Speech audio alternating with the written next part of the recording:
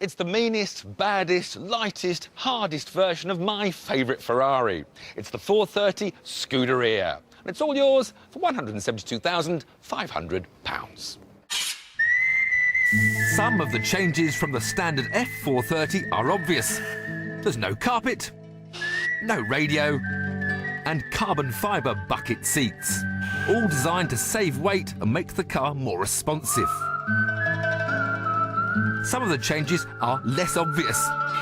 The brake discs are 2 centimetres bigger and have pure carbon centres to withstand extreme heat.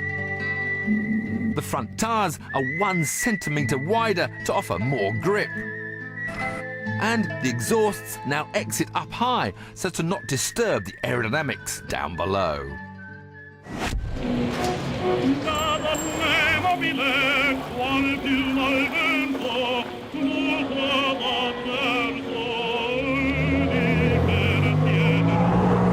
It's a car for Ferrari clients focused on playing at a track, which makes it even more surprising that around this city centre, it's as docile as a Fiat Panda. No spluttering, no jerking, just cruises along in automatic, easy peasy, giving me even more time to take in the sights of Modena, which is, of course, Ferrari's hometown. But it's not just about sights, it's about sounds as well. Venture above 3,500 RPM, a little valve opens up, allowing you to play music for the locals.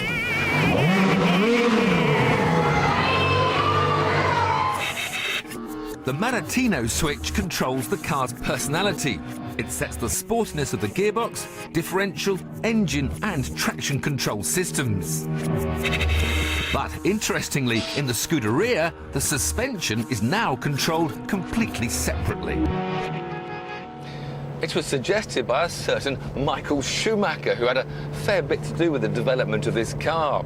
And it enables you to keep the engine and transmission in full fire-breathing maximum attack mode while softening the suspension should you come across any dodgy roads, which ultimately, of course, is quicker than bouncing off manhole covers.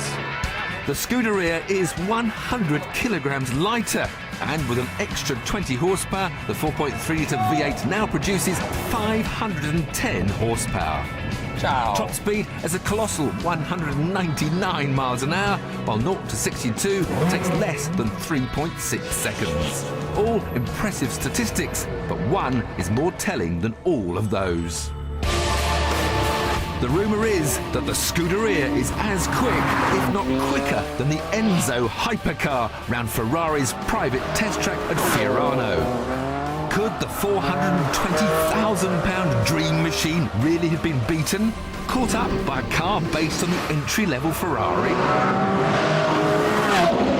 Join us later in the show when we take the Scuderia to the track and find out.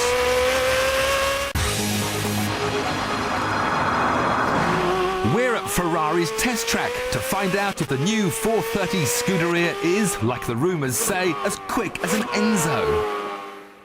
Now, when I came here with the Enzo, I did a lap time of 1 minute 29 seconds, which wasn't exactly record-breaking, but wasn't bad considering I was unfamiliar with the circuit, didn't know the car, was chatting away to you lot, and only had 5 laps. So the question is, can I match that, or maybe even beat it with the Scuderia?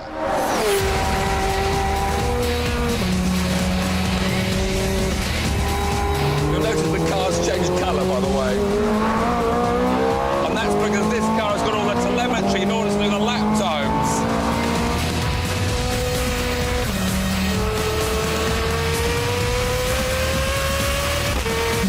With limited laps to play with, I didn't have long to attempt to beat my Enzo time. And I thought I'd better start in race mode to experience the very latest in Ferrari's F1 developed traction control system. Open the throttle fully, and it just accelerates. And I can't get used to that. I must admit, Formula 1 drivers nowadays, they just turn a corner and open the throttle. Ah! I still lifted off because I couldn't believe that the traction control was going to stop this 510 horsepower kick in the back out.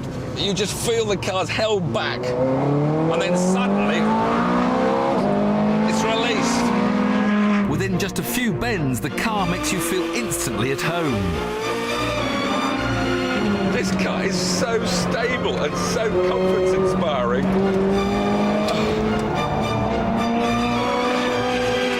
It just sort of hasn't really had any alarming tweaks or move. I cannot believe, really, how level a platform we're working with. There's no sudden lurches or body rolls. You don't feel any drama involved at all.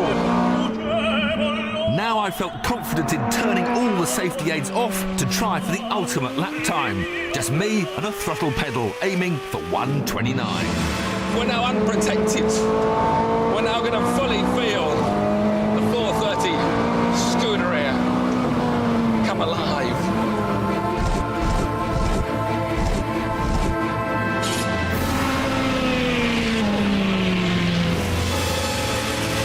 Oh, under braking, straight away you feel the difference without the protection of the diff of the actual car under braking, less stable. The back wants to tweak round on me then.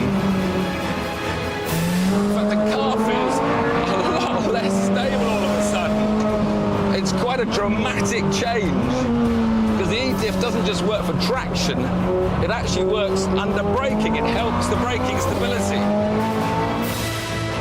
I mean, the Formula One track is fantastic. It does allow any driver to drive this car incredibly fast and competently. But it takes the glory of driving a Ferrari away from me, and now I've got that glory.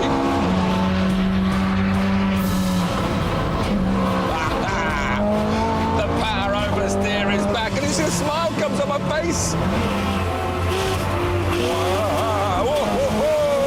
We're flying. I could come to Fiorano every day of the week. And of course, that's what Mr. Schumacher did when he developed this car.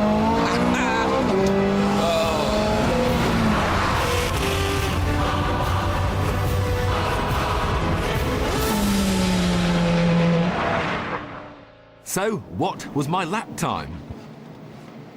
Excuse me, do you have the lap time for Mr. Needell? Had I matched the Enzo's 1:29? And the answer is 1:29.4, the same as the 660 horsepower Enzo Ferrari. This 430 Scuderia is quite some car.